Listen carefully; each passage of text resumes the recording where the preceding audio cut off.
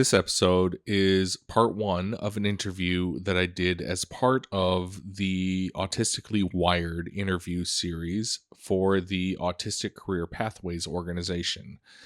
They are an incredible organization offering career guidance, career counseling, career mentorship for autistic folks like myself.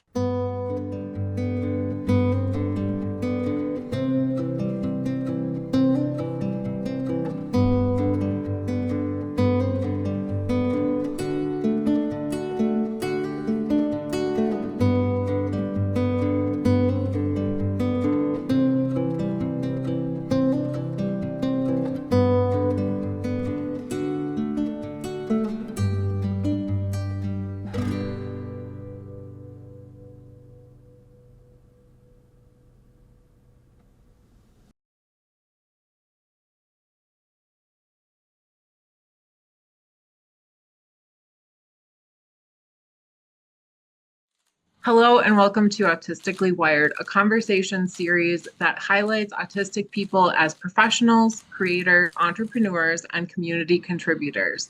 I'm Brooke, your interviewer for today's conversation. I'm a late diagnosed ADHD woman, an entrepreneur, an education professional, and it's really meaningful for me to be a part of these conversations and help create space for autistic voices to be heard and valued.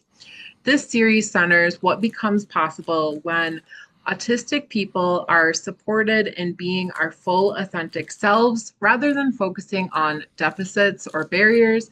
These conversations are strengths-based, flexible, and guided by each guest's communication style, pacing, and preferences. Today, I'm joined by Tad.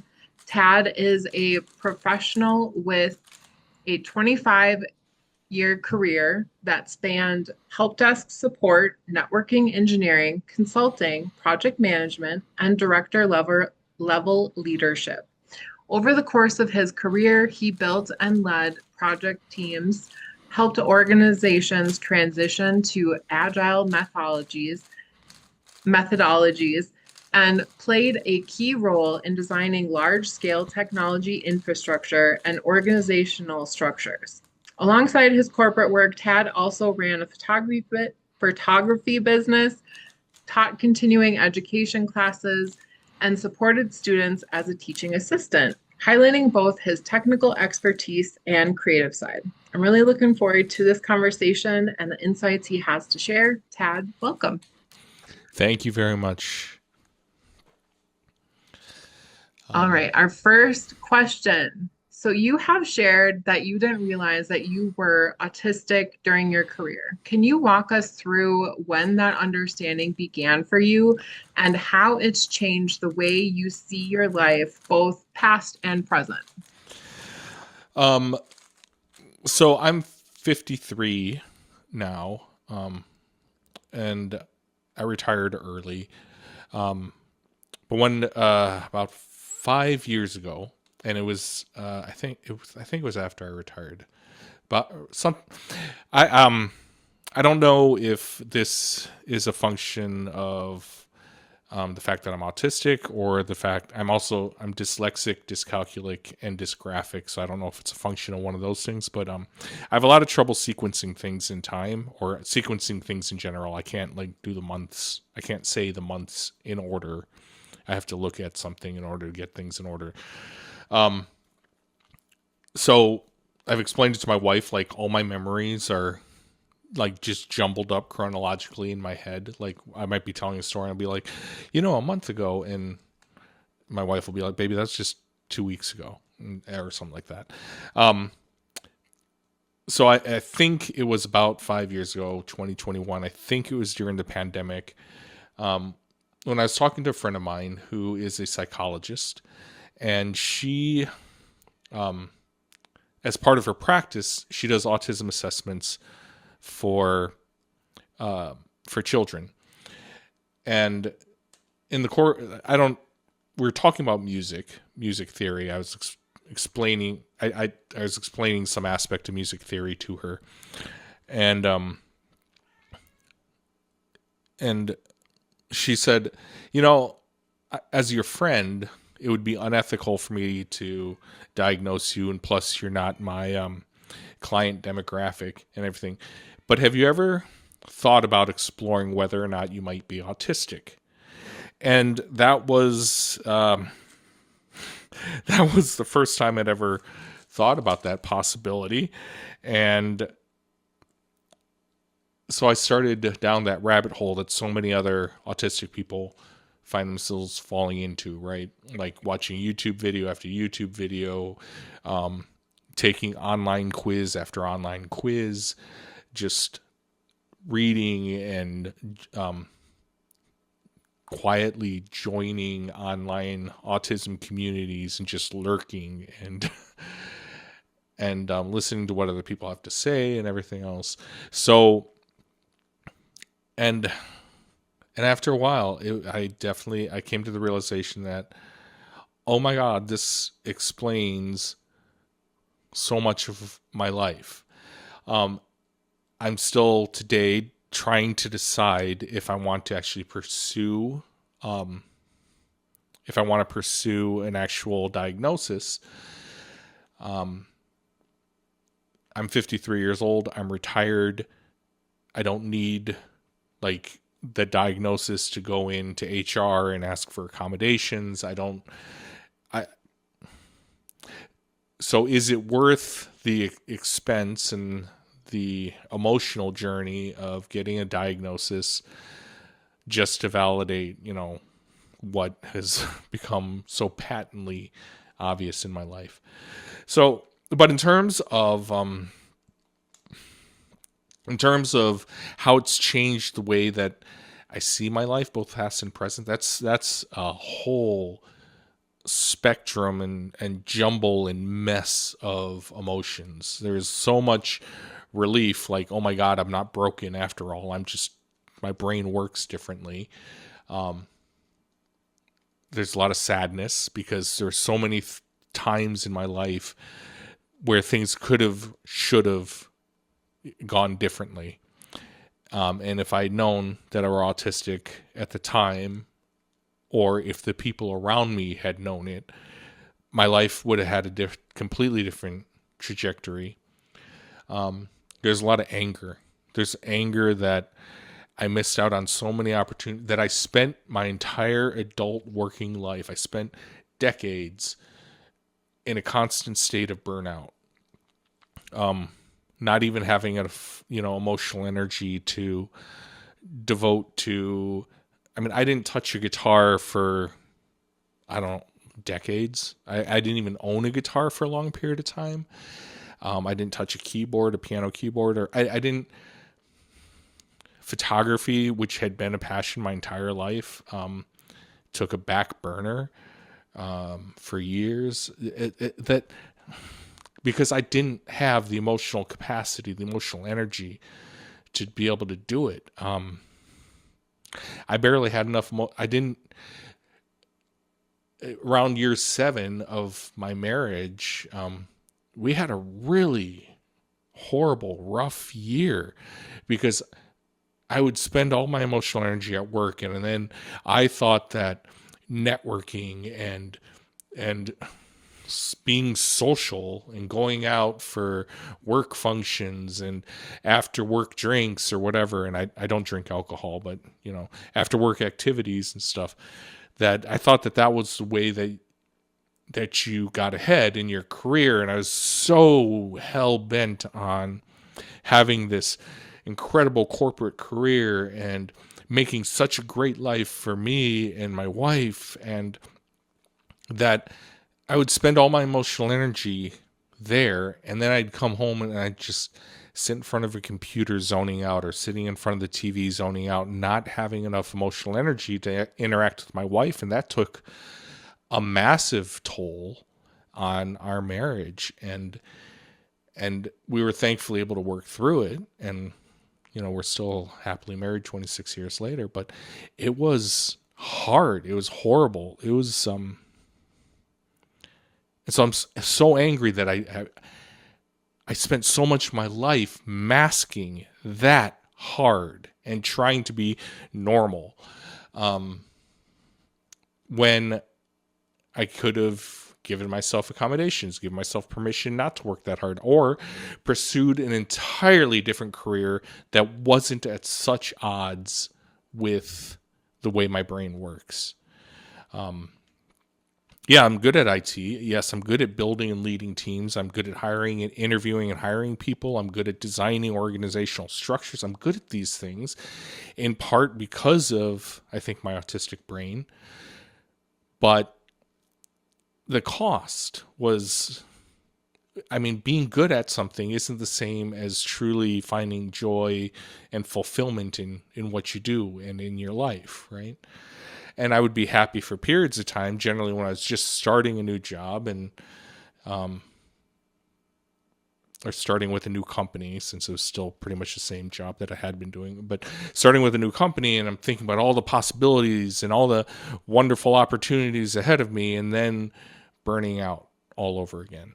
So in terms, there's just, it's such a jumble. In looking forward, how it affects me now, you know, how it's changed the way I see my life now is I I I've devoted myself to my creative pursuits, the things that I enjoy, making videos and for YouTube and lockpicking and cubing and making a lot of music and doing things like that. But I've also been giving myself permission to just, not do a damn thing. Just sit in front of the TV and watch my favorite YouTube creators or watch whatever show I'm currently binging that's a special interest or whatever.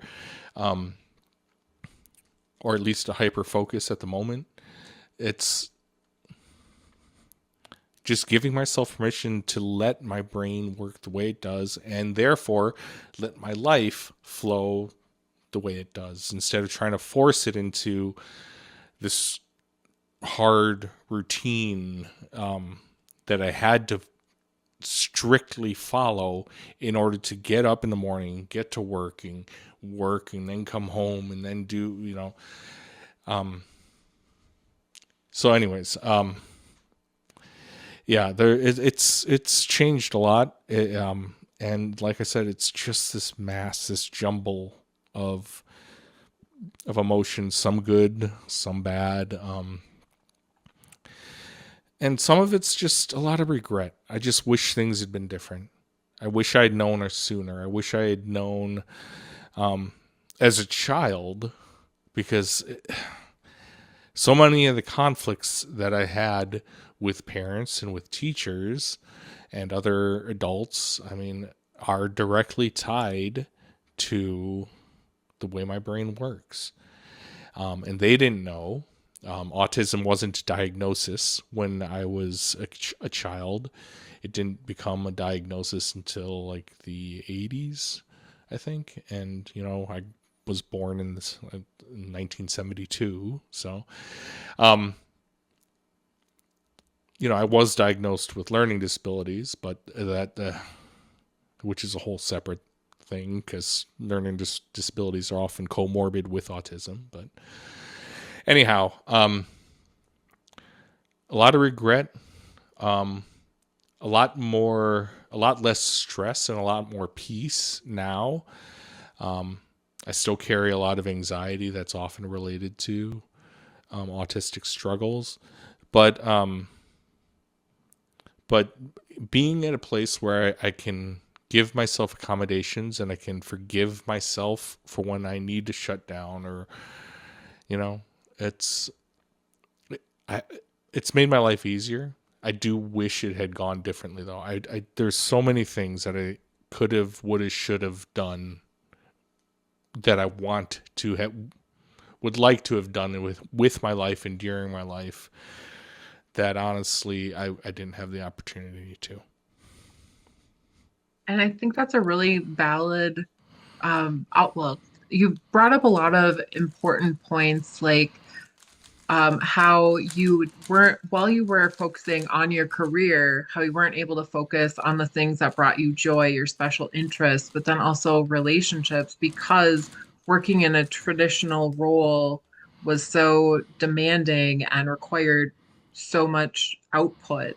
And in these conversations that I've had with other people, that's this common theme of getting burnt out in a field because we naturally want to spend time on our special interests, the things that bring us joy. But in order to be successful within certain work structures, it's almost easier in a way to mask and just like put your head down and like do the job. Exactly. And like, um, the one of my greatest struggles in school was the way that school is organized, like the way school curriculums are organized into units, and you're in class, and for 1 week you're studying this unit, for the next week you're studying this unit, or you're moving. And I would get so frustrated because just when I was starting to get interested in something and wanting to dive so deep into it, we're moving on to the next era of history, or a different culture, or a different civilization, or a different writing style, or whatever it is, and that's actually why, like, my undergrad, I have a triple major in creative writing, literary studies, and comparative religions. I had a minor, unfinished minor in psychology, and an unfinished minor in dance. And they were unfinished because I graduated early, because I got so tired of the paradigm of school. Like, just when something was starting to get interesting, we would have to move on to the next section, to the next unit, to the next topic. And I was just so fed up that I just ended up just taking a whole boatload of classes at a time for like 3 semesters, just so I could graduate early and be done with it. Because of that, I often, like, autistic brains are often very good for research type of positions, or activities, and because of that ability to hyper focus on one thing and really squeeze every bit of juice out of it, right? And school, even higher ed, even at the undergrad level, it changes a bit at the graduate level. I have an MFA also, but at the graduate level, and leading into that, it's all about. Well, I have a whole rant about education, that, especially the way public education is designed. It's designed to produce good workers. It's not designed to produce good thinkers, right?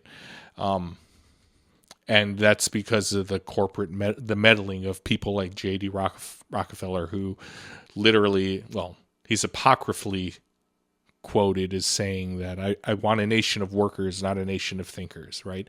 And he invested so much money into the public school system to help make that a reality. So you should be able to read well enough to do a job, write well enough to do a job, math well enough to do a job, but that's it. No critical thinking, no analytical thinking, none of those deep, certainly not the arts, right? So, because the arts are the purview of the rich and the privileged. And those deep thinking, that deep research, I think that's where so many autistic people thrive. Like it really helps that monotropic attention style where we Absolutely. love a good deep dive. And so that's why the traditional model of school can almost be traumatizing for autistic individuals because you will get really into something and then, oh, we're transitioning to the next subject. And in the work that I did in education, I helping with the meltdowns and the emotional regulation because my students would have a really hard time with that frustrate or with those transitions. And it wasn't until I was self-diagnosed later and realized, oh, this is why I also struggled in school. This is why I also was getting frustrated. And then how that almost applied to my career as well. And so when we have talked about your career and how you have moved from these different positions, I wondered if you were pursuing that monotropic attention style where you kind of pick an area of hyper focus and then decide to pivot? Um, in terms of, yes, um, during my career, during my IT career, at first it started out as I need to pay rent, right? What are my marketable job skills? I have a degree in writing, literature, and religions. What is that good for? And I don't want to go back from where I was so fed up with school, like I said, that I didn't want to go. My original plan in life was to go on to grad school, become a professor, blah, blah, blah. One of my original plans. I've had many plans for my life, including a full military career. That one was weird, but anyways. But I was so fed up with school at that point that was now off the table. Going on to grad school and becoming a professor, that was no longer feasible because of where I was at mentally and emotionally. So my only other marketable job skill is that I could take apart a computer and put it back together again. Because my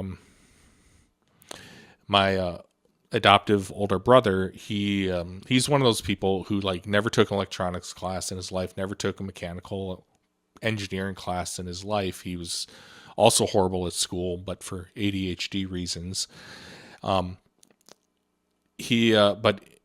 if he could touch something, he could understand it. And I remember we'd found old. Remember, this is like the 70s.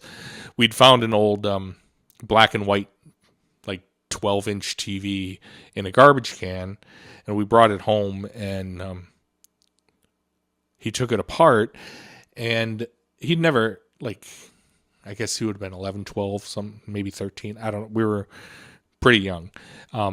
He'd never taken an electronics class, but we took it apart. And then he started looking at different things, and he went and got the soldering iron, our adoptive father's soldering iron from the basement. And he started resoldering things and doing stuff. And all of a sudden the TV worked, right? It was a working TV. And it was like, and he'd never taken an electronics class in his life. And I had always been fascinated by his ability to touch something and understand it. Whereas I dive in and I do research upon research upon research, and I read books and I read reference manuals and I read, to get to that same level of understanding. But I had a roommate in high school. I was not a good. I had a lot of trouble as a young adult, and I got sent to military school. And I had a roommate in high school who had one of the early IBM PCs. The thing was huge, took up the entire desk and had a monitor like that big. And when he wasn't around, I would take his computer apart and put it back together again. And then in college, my undergrad, because I could take apart a computer and put it back together again, I started, I had a work-study job maintaining the computers in the library, and then also working for the computer assistance department, I guess. Anyways, I had a work-study job just basically doing computer stuff, and so I was able to teach myself some more, and this was late 80s, early 90s. So this was early 90s when I was in college doing my undergrad. So and so it was right at the initial cutting edge of the internet. And so learning those skills and everything, and then graduating, I actually was, that was my only other marketable job skill, was that I understood computers, not from a coding perspective, but from an infrastructure technology point of view. I understood computers. So because that was my only other marketable job skill other than my useless degree, I started looking for IT jobs, and I landed a help desk job. And then throughout my career, though, I slowly started to specialize more and more in project management, because, being able to maintain a project that has all these different moving parts, and being able to structure it and organize it and understand the dependencies and the interdependencies, because that's one of the things that the autistic brain is really good at, is seeing how things connect and interconnect, and transferable skill sets and transferable knowledge, and how this interacts with that, and if you pull on this thread, it's going to move that pulley over there, and blah blah blah. So the autistic mindset there. But then I became, in terms of the monotropism, I started to specialize in agile methodologies, because the old traditional project management methodology, where you spend eons gathering requirements, and then you spend eons designing it, then you spend eons building it, then you spend eons testing it, and then you finally release it to the public or whatever.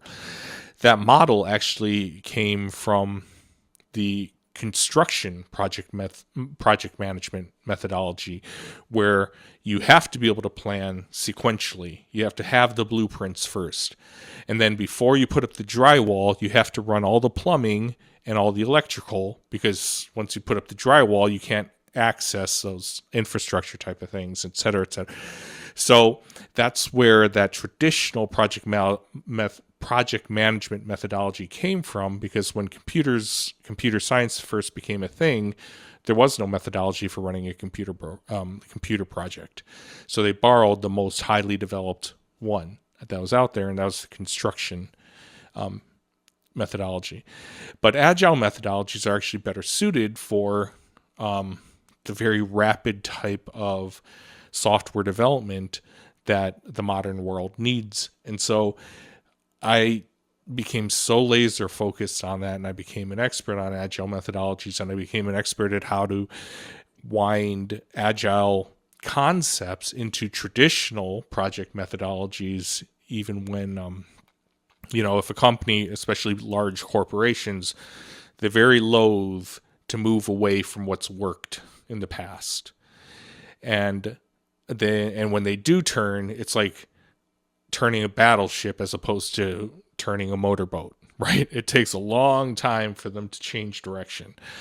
So, but even in situations like that, because of the way my brain works and the way I could see all the interdependencies and all the intricacies, I could mold some agile concepts into the traditional methodology. And then I started creating new methodologies by blending things like that and calling them, instead of a waterfall methodology where one step falls after the next step, after the next step, after the next step, it would be like a water scrum or a scrummer fall methodology, where I'm bringing in the Scrum Agile methodology mindset into the traditional waterfall project management, and by doing that, helping organizations transition from that very stodgy traditional way of developing software into the modern world, where software has to keep up with user needs at a very rapid pace.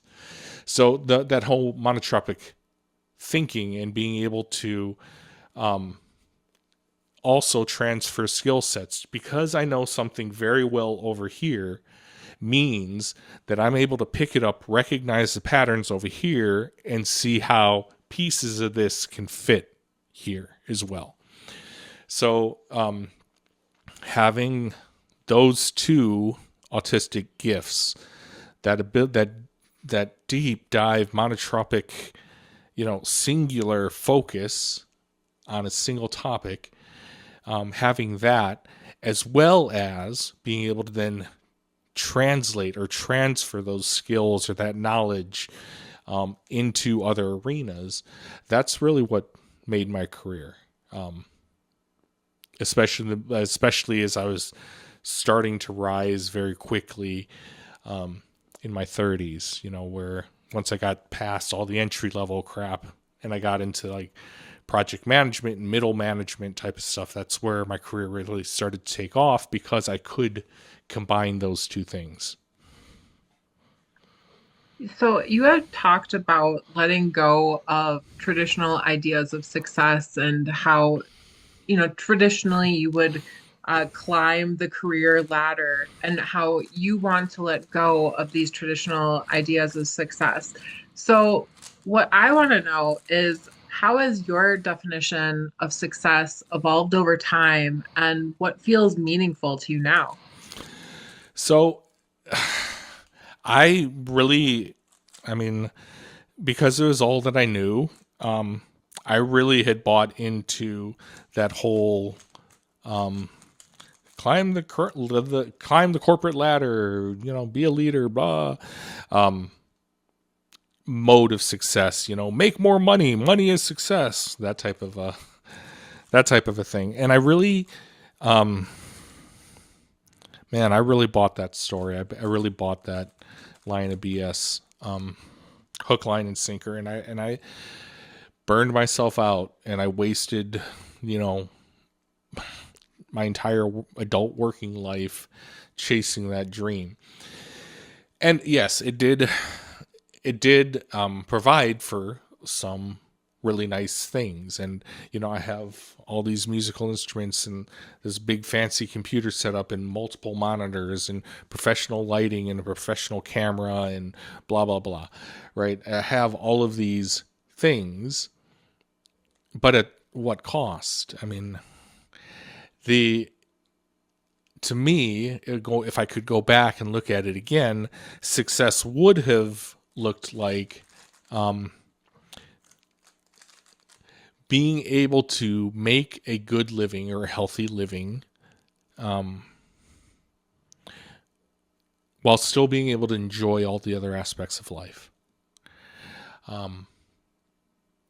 by not jeopardizing my marriage, which is maybe the most important thing to me, not jeopardizing that by being so burnt out I couldn't pay attention to the one person who mattered most to me. I just didn't have the emotional capacity or the physical energy, the physical capacity to pay that attention. To me, a successful life looks like a happy life, where you actually have not just moments of joy, because in that time frame, there were moments of pure joy, right? My wedding was one. Our honeymoon in Ireland was another. That entire trip was just like I don't even need a photo album, I, or snapshots from it. Like my entire brain is snapshots of it. Like I see moments from so I had moments of joy, but what I was lacking was so instead of it being this spiky graph where my baseline is way down here in the basement and then it spikes up and then it drops back down to this, instead, it would have been nice if instead of being the baseline being burnt out and miserable, if the baseline were happy, because there's a difference between happiness and joy, right? Happiness is this thing, this sustainable thing, and joy are these moments, right? And so a sustainable baseline here being happy with those spikes of joy. And yeah, there's going to be some rough times and you're going to dip down a little bit, but the baseline is here. Instead, I spent my entire adult working life with my baseline down here in the basement, occasionally peaking up into happiness, occasionally peaking up into joy, but always dropping back down to burnt out, tired, sick, physically, emotionally, mentally drained, exhausted. I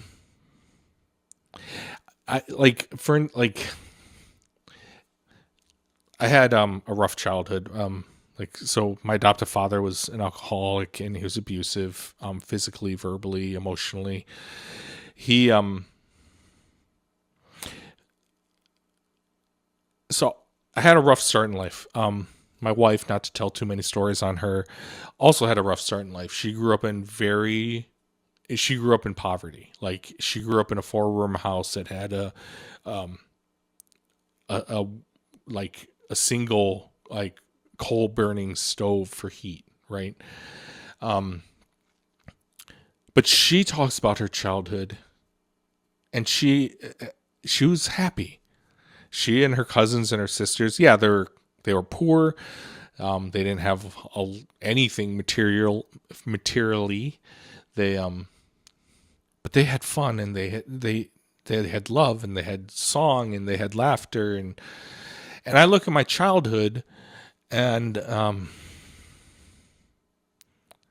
I struggle to bring up a single happy moment, or like a single happy memory. I really struggle hard to bring up a really happy, especially a baseline happiness. I struggle.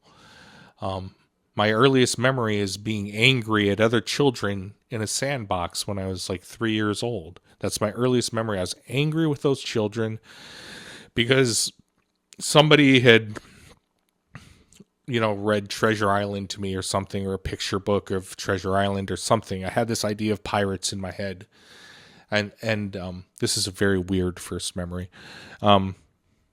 Or maybe not so much for autistic folks, but and so I had this idea in my head, but it didn't make sense to me why, if their treasure was so valuable, why they would bury it and throw dirt on it and get it dirty, because I always got in trouble for getting my nice things dirty, right? Getting clothes dirty or whatever. So why, if it meant so much, if it's so important, why would you get it dirty? So I decided that they must dig straight down and then dig out a little alcove to the side, put their treasure there, and then fill up the main hole with dirt, but their treasure wouldn't get dirt on it because it's off in this little alcove to the side, right? So it was a Montessori preschool, and one of the projects that the kids could do was you could dig in the sandbox, dig a design in the sandbox or whatever, and they would fill it with plaster. And then when it hardened, you can glue sparklies to it and all that kind of stuff. So I decided I was going to dig straight down, scoop out a little hole. They would fill it with plaster. And then when I had that, I would glue sparklies to the part that was sticking out, the little alcove sticking out. I would glue sparklies to that to show where the treasure was. So I was 3 or 4 years old, doing serious research into pirate treasure, right? Serious, hardcore research, like physical experimentation on pirate treasure holes. And the other kids were in the sandbox playing, and they kept caving in my damn hole. And I was so angry at them. And that's my earliest memory in life, right? And aside from that, then my home life wasn't great, at all. And even when my adoptive mother finally kicked my adoptive father out of the house, and they got divorced and everything, even then, things were not great. And so I don't have that happy childhood memory that so many people have, where I was happy as a child and blah, blah.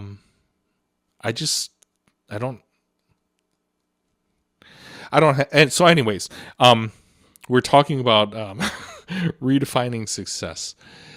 And so redefining success, I'm long-winded and tangential. I'm all over the place.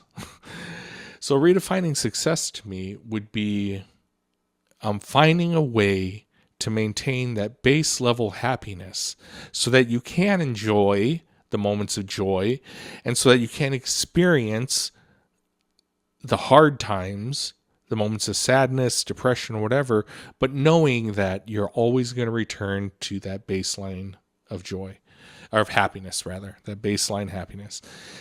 That's what success would look like to me, and that is not what my adult life looked like. My adult life looked like constant burnout and shutdown, constantly down here, constant anxiety, constant worrying, constant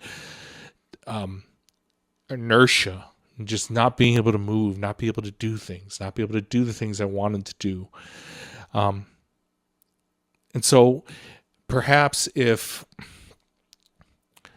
instead of pursuing, the highest paying thing I could think of at the time, which was IT, instead of pursuing that, if I instead pursued music, because I'm a musician and I'm not a good enough musician that I'm going to be a pop star or rock star or anything like that.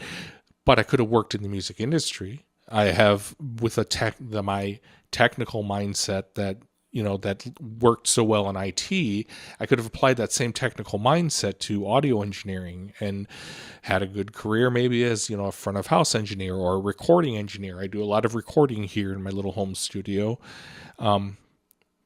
And so I could have been a recording engineer, or maybe I could have taught music. I love music theory and I love teaching music theory. That's, my friend who I referenced earlier, who's the psychologist who pointed me in the autism direction. That's actually how we became friends. It was online in music forums because I was explaining and I would make little tutorials about music theory or whatever. And we just started talking about how music works and why it works that way. And I love teaching. So maybe teaching music, maybe teaching music theory, maybe teaching guitar, maybe teaching whatever. There's so many things there are ways I think that my life could have been baseline happy. And that I could have lived there instead of living in a constant state of burnout. And that's, I think, if I could go back and, slap my 20-year-old self upside the head and be like, look, dude, don't do that. Don't hurt yourself. Don't burn all this energy masking and trying to appear more normal so that you can rise in the corporate ranks and so you can so you can chase this hierarchical ladder that means nothing. At the end of the day, I'm a retired 53-year-old Blasian man who just sits around doing my hobbies all day now, right? That would have been true. That would be true if, I'd done anything else. I'd still be this. So why not have spent all those years doing something that allowed that baseline happiness? So I could experience the joy, so I could experience the hard parts and know always that even if that joy wears off, I'm still going to be happy. I know I'm going to work my way out of this depression and be happy because that's my baseline. So that to me is what success would be.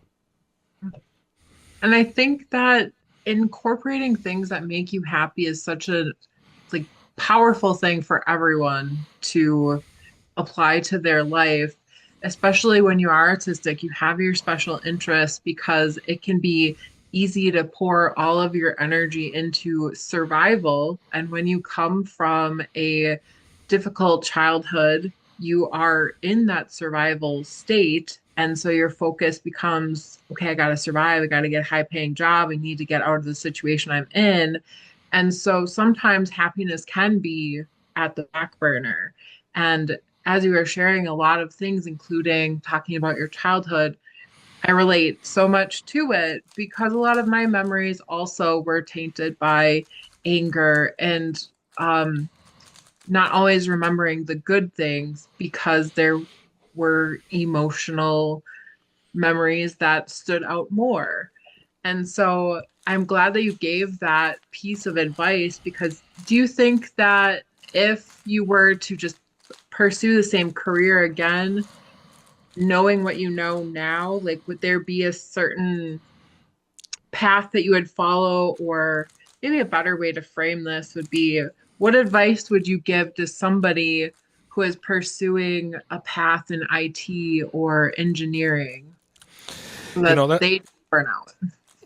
that's actually a really great question because yes, they're actually knowing what I know now, there would have been a path through that corporate career that didn't result in the amount of burnout and everything that I experienced. And so if I were to talk to a young person, I would say that just ignore the climbing the corporate ladder BS. Ignore that entire that's not what's important. that's ego, right? And it's ego that's taught to you. We aren't taught that from the beginning. I mean, we don't start out in the world thinking like that. It's well, at least I don't think we do. I don't know. I shouldn't say that. I'm not a developmental psych type of person. Um,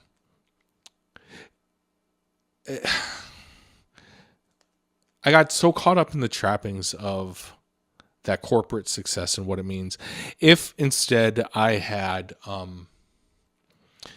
just been happy, building and leading project teams, being a project manager, being the best project manager that I could be, just had been happy doing that my entire career, I probably would have been fine. But instead, I was trying to, always level up and always reach that next rung and chasing that. And one of the things that I love most about my career was how many times I was told that I was a great coach, mentor, leader, teacher. And I taught leadership classes and stuff like that. But I had people who I'd hired or who'd been on one of my teams, project teams or whatever, come and tell me that I was the best leader that they ever had because I listened or I coached or I tried to help them grow their careers more than, and so I could have found ways to do. And like I said earlier, I love teaching. And so I could have maybe found fulfillment, not putting in 60, 70, 80-hour weeks on as par for the course, right? Throughout my career, I probably averaged 60, 70 hours a week. That was probably my average, was around in that range. And that's just not healthy. That's instead of doing that, I could have, done my 9 to 5, my 40 hours, and then maybe on the weekends taught a class or two or something like that. Just there are possibilities, there are paths, and I could have just been a project manager, been a good one, and that be it. That not because just doing that and not constantly having the high pressure, high stakes, everything, trying to, instead of doing that, that would have left time for music. That would have left time and energy, maybe, right? And, the biggest thing, it would have been also, another big thing would have been the masking. I didn't have to go to every after work event. I don't. Maybe that would be part of the advice too about limiting your social interactions because you know that your battery is limited. So then you do have time to pour into the relationships that well, not that work relationships don't matter, but you had shared with your wife how it took a toll on that relationship. Exactly. And that's exactly, and like that, it got so bad that I had literally had little, I found places in our building where I could literally go and hide to be by myself so nobody would talk to me. So I could either work by myself, bring my laptop with me and work by myself, hidden away in some little nook or cranny somewhere, or I would literally go and sit in those little nooks and crannies and stare at a wall. I would just literally just shut down for a while. Was your environment normally very stimulating where people were constantly coming and interrupting you? Yes. Okay. And because part of it is in a lot of the corporate America, you're working in a cubicle farm, right? It's just row upon row of cubicles. And then the last company that I worked for, they decided that they're going to go for this open floor plan where it's going to be entirely collaborative and there's not going to be any cubicle walls and it's only going to be low walls and everybody's sitting at the same level and you're going to be sitting in these little pods, these little pod areas, and there's going to be no barriers and blah, blah, blah, blah, blah. And what that meant was you heard, and as an autistic person, right? One of the things, like in grade school science class, in grade school biology, they did this experiment, where, they would pass around these little vials with like scents, like lavender or whatever. And you had to sit there and hold it. And then you had to time how long it took for olfactory fatigue to kick in where you weren't smelling it anymore. Olfactory fatigue, I don't have olfactory fatigue. And I think a lot of autistic people either don't have olfactory fatigue or it takes longer for it to kick in. Like if you look at like high resolution scans of autistic brains, they're just lit the hell up. They're taking in and processing so much more sensory data than a neurotypical brain does. Like I think it's something like 40% more sensory data is being brought in and processed by the autistic brain. And so that experiment, you're sitting there smelling the lavender, and I'm like, Mr. Cole, I still smell it. And he's like, that's not, you're making that up, blah, blah, blah, blah. They didn't believe me. Everybody has olfactory fatigue. Olfactory fatigue is a human thing. I'm like, no, I literally still smell it. And so when you're in these open floor plan environments in corporate America, you hear everything. You're smelling everything, and you have the fluorescent lights, and you have everybody's desk lamp, and you have every person walking behind you and walking past you, and you're smelling like the person who put on too much Axe body spray because they're a 22-year-old dude bro, and the woman who doused herself in Chanel number 5, and you have everything in between. You have and the dude who's wearing the Axe body spray also used Old Spice aftershave, and so you have conflicting, so it's just this sensory overload, this sensory overwhelm that I didn't realize that I was having to navigate, and that's part of why I was so burnt out and fried all the time, because I had to devote mental and emotional energy to try to shut those things out. Even with earbuds in and everything, now I have my music added to the sensory cacophony, right? And so, I mean, it was a little bit better when it was all cubicles. At least you had a 5-foot cubicle wall blocking you off from everybody else, but you could still hear, and you could still, so it's just, and then on top of that, there is also what is the right amount of socializing at work. And I devoted extra time becoming knowledgeable about football so I could talk football with the guys at lunch. And I devoted extra time, learning about cars because a lot of them were car guys, and about, you're doing all of these extra things, and I didn't need to. You don't need to do those extra things. And you can advocate for yourself. And if it is an open floor plan, you can advocate for yourself and say, you know what? I need a way to shut out all this noise because I'm autistic. I'm overstimulated, way, way, way overstimulated by all of this. You can ask for accommodations of having a low scent or no scent part of the floor that you can go to, so you can go and work over there where it is literally marked off as low scent or no scent, or whatever the case may be. There's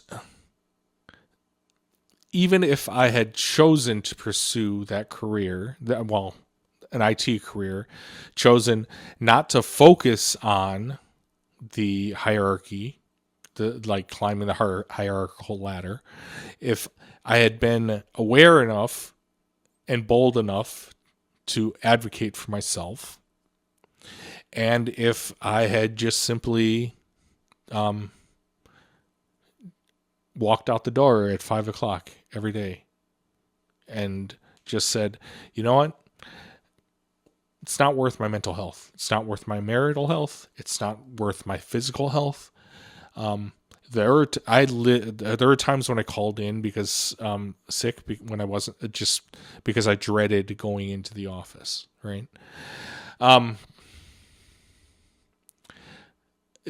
Advocated for myself in terms of asking for, work from home privileges or whatever the case may be. There's so many ways, like so many strategies like that, where asking for the accommodations that you need and really working those into your daily life and paying attention to your social battery, paying attention to your emotional battery, paying attention to your mental battery and your physical battery, right? All of those things, those are different things, right? I might be physically capable to keep on working, but I can't do the socializing today because my social battery is drained.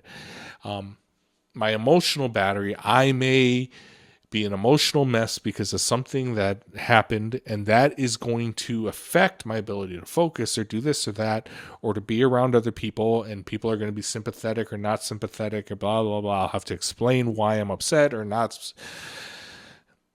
So these are all different things that if I had been aware of, I could potentially have done a better job of managing and advocating for myself with regard to those things, to establish that baseline that I'm going to be happy. Damn it. That's my priority. Maintaining this happy baseline, that is my priority. That is what I'm going to I don't care about corporate profits as much as I care about being happy. I don't care about the next promotion as much as I care about being happy. I don't care about et cetera, et cetera. Focusing here on that success story. That success story should have been the most important thing to me. And that work-life balance too. And we talk about work-life balance and stuff like that. It's so funny. The last company I worked for, they talk work-life balance. The last company I worked for, they changed from, they warped. It's so subversive.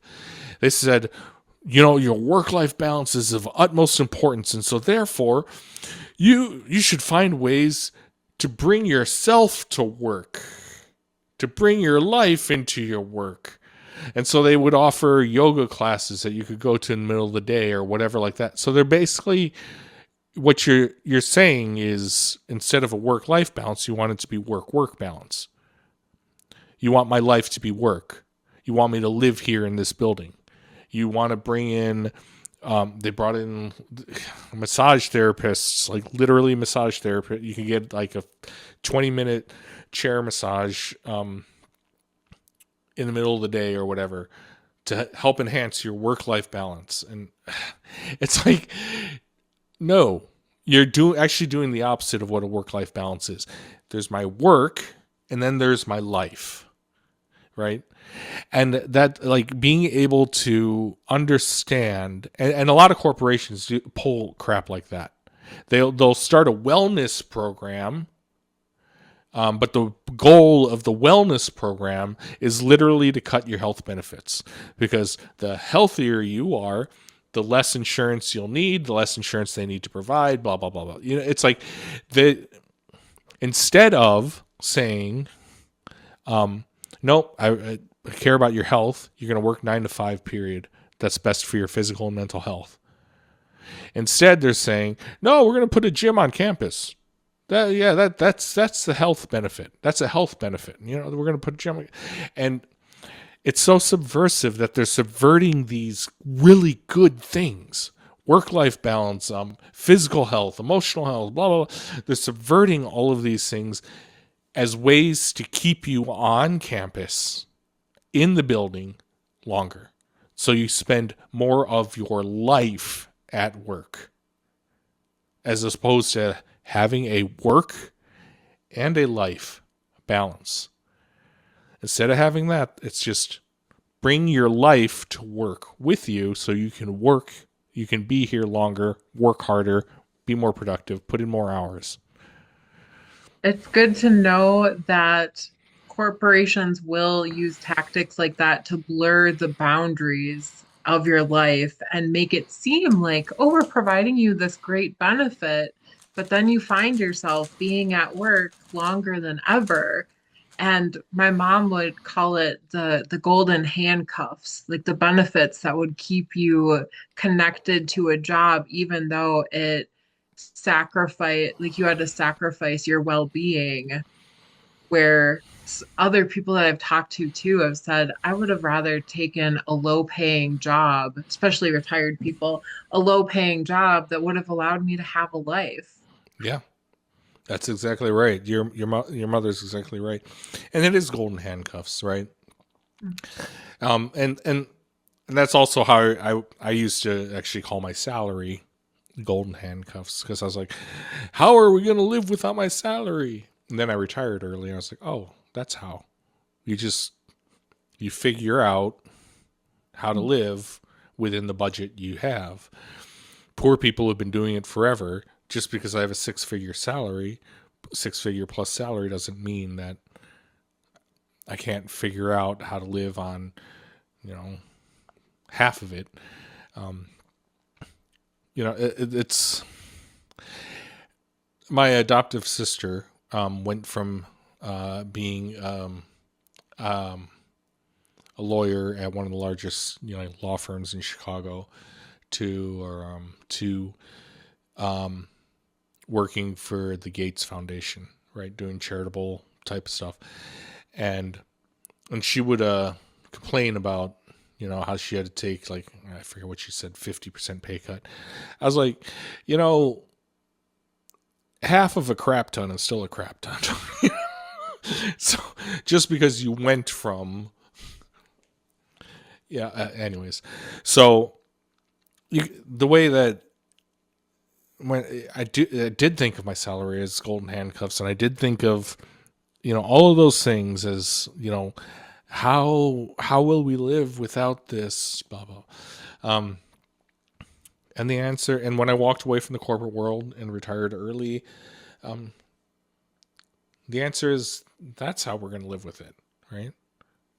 That we have a different budget, and so now we do different things. And that's, and I know, I'm not naive. I know that in today's economy, that's harder to say, because the wealth gap has gotten so bad and the cost of living has gotten so high and everything else. So I know that it's like, once upon a long time ago, like 50s, 60s, in the 50s, a single income household working just a blue collar job would afford you, a nice home, not an extravagant one, but a nice home, a car, maybe 2 cars, and you could raise your 2.5 kids, on, your average blue collar wages, and and that's not possible today, right? That same cost of living, that same level of living is not possible today. So I'm not So I know that part of what I'm saying is coming from a place of privilege, that, I grew up with the economic internet boom, right? That's when I grew up, and that's when I was working, and that's when they were throwing money at us, and that Y2K and all that kind of stuff meant that we just got paid so much more than we were worth. So I know that I have privilege, that I'm coming from a place of privilege there. But I'm saying that if I could go back, I would give up some of that privilege. I absolutely should have given up some of that privilege in order to have had that baseline happiness.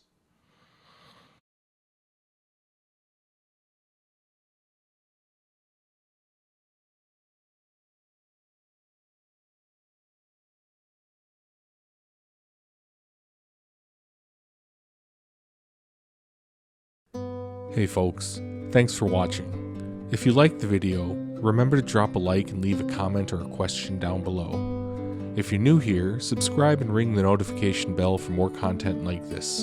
Until the next video, keep living your best life and know that you deserve it.